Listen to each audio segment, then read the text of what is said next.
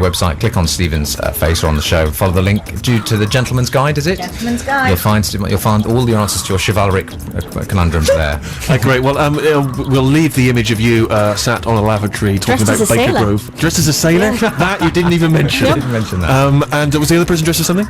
No, she wasn't, but she had a charming tattoo. Oh, did she show it to you? Yeah, she showed me so many things that I can't even speak of. Okay, so leaving that lovely image to one side, what tune have you chosen for us? I've chosen a song that I don't know a lot about. My friend made me a really lovely mix CD. She's a very lovely girl. Her name's Janet. I'd like to thank her for that CD that arrived just unsurprisingly, completely by surprise in the post. And this song was on it. I've tried to find out as much about this band as I can. They're on MySpace, so try and find them. It's Chairs in the Arno, A-R-N-O, and this song's called Size 30.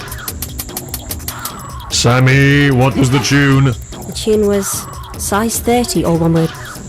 And the artist? Chairs in the Arno, which I'm reliably informed is a river in Florence. There you go. Thank you very much indeed. Okay, so time, our old enemy, is fighting hard against us. We also want to, it just suddenly occurred to me that we normally try and formulate an opinion of some kind that people can pass off as their own. Harry, I'm going to ask you your opinion of Prince Harry. Oh, what a lovely lad, isn't he? You know, beer-swilling ladies' man Harry, who we all hated. Now he's a national treasure. Yeah. Bless him. Trained killer. Yeah, you know, he's been out murdering the Taliban, and God bless him. Sammy, I mean, I imagine you've got a soft spot for him. If he wasn't already a pin-up for you, I imagine he is now. Exactly. He hadn't already, and now he is. Purely because his accent isn't too royal. So he's just posh enough for me to go, isn't he lovely? Isn't he dandy? He's got a lovely little face. An interesting point is that he said, of course, now I'm back in the country, you know, I go out a lot, I'm going to be a target for Al-Qaeda. Don't think many Al-Qaedans go to Bougie on a Thursday night. It just doesn't happen. Or they're very, very conspicuous if they do, with the long beard there. I suspect that's. I don't want to, seem prejudicial, but a lot of the people you see in the Al Jazeera videos, yeah, prejudicial. The Al Jazeerian, the people you feature on that, they does have the beard. The beard is a giveaway. Love music, hate the Taliban. Exactly.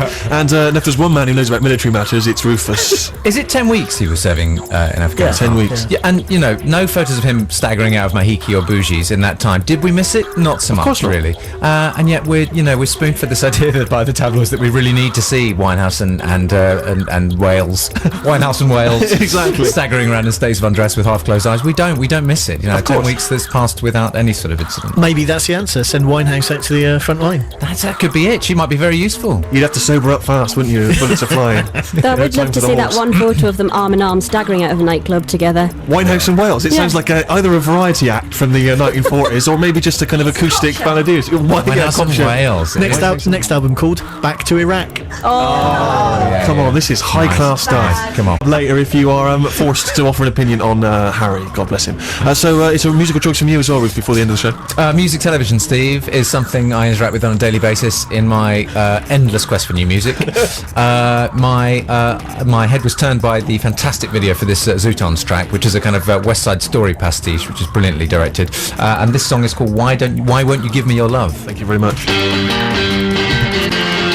Zootons on the Steve Show.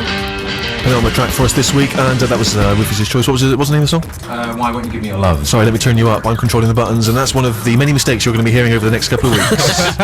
Why Won't You Give Me Your Love? Thank you very much indeed. Okay, we need to wrap the show up. I feel really guilty because I'm one of those people who hates it when you're listening to the radio, you hear a track you like, but you don't know what it is because the DJ didn't mention it. We got very excited when Get Cape coming in, so I forgot to mention that after Venus by Shocking Blue that we heard, we also heard a track from the Eels. They've got a new compilation album, and the track was called I'm Going to Stop Pretending That I Didn't Break Your Heart. So if you're looking for that's who it was. It was the Eels. Okay, and that's pretty much it for the Steve Show. Thank you very much indeed to Get Kate Warecape, all the gang here. A round of applause to the Steve Wright Star. Thank you to Jude, obviously.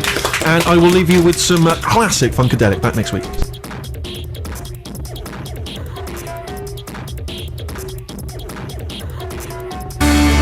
Rhino Kiley's album More Adventurous, of course that's Portions for Foxes. It's the Steve Show, BBC Six Music with me, Steve Merchant. Thank you very much indeed for listening in.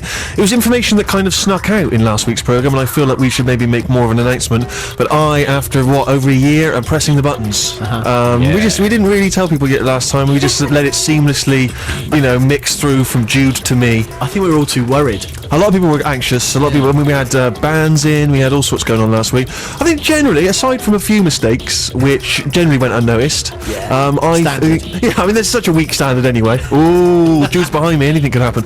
But yes, I think generally we've done okay. So we shall see after today's programme. Gives me a tremendous sense of power and authority when I sit here staring at my 4 contributors. Look at their faces. It's so different from this side of the desk. It really is a thrill. They're waving to me patronisingly. Rufus now giving me a kind of Wallace and Gromit style animated face, and Sammy there looking very bleary-eyed. Do you want to cut to the chase and tell us what your excuse is? I went to see Pendulum last night through the Valve sound system, so I do have a decent excuse.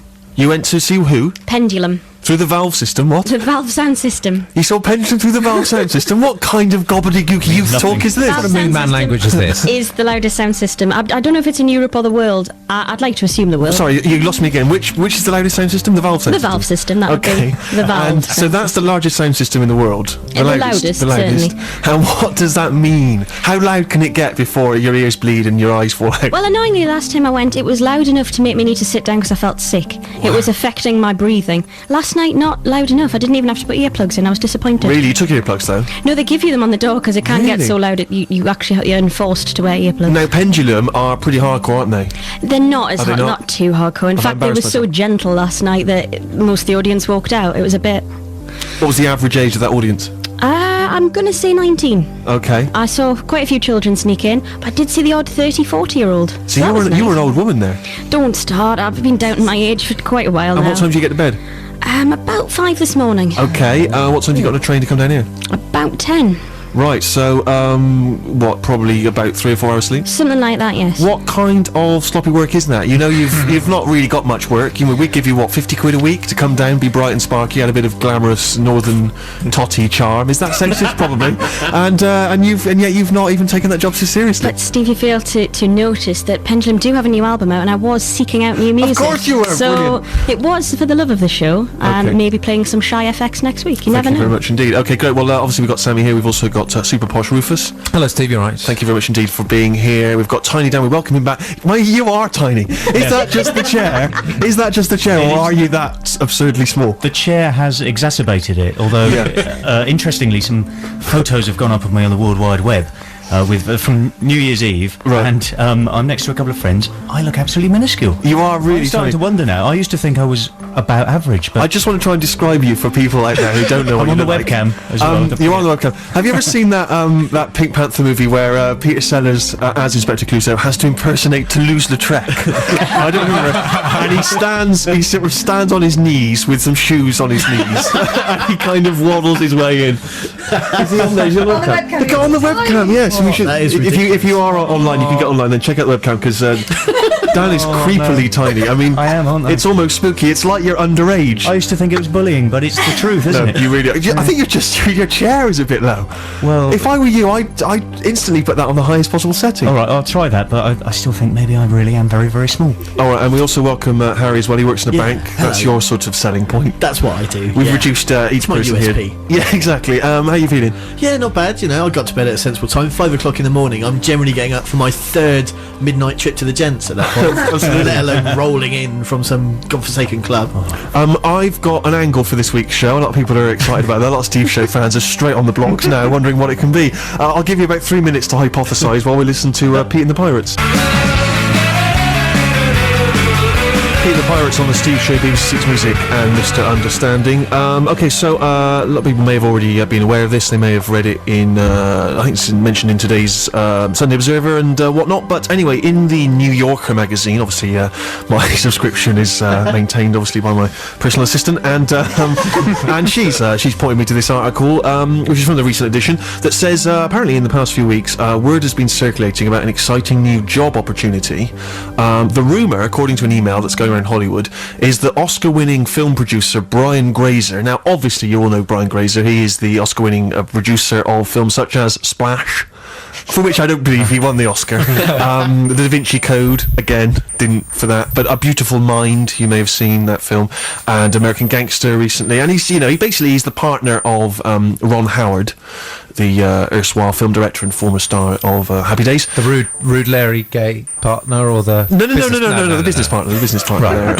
Yes, but the rude Larry. Why would he be rude Larry? I don't know. necessarily? Something in your eyes and mine met there for a second, and I just thought that Brian Grazer was, the consort. That's the word I was No, looking for. Ron Howard's happily straight. He is, isn't he? Yeah. Very proudly straight. He may have gay urges. Who knows? I don't know. I'll tell you why we shouldn't be talking about Not this. the views of the BBC. No, they're absolutely right, but they are our views, but and we represent the BBC. So, but okay, all right, shut up. I don't like you prowling around behind me, Jude. It's spooky and weird. Can't you sit down, woman? You're not very well.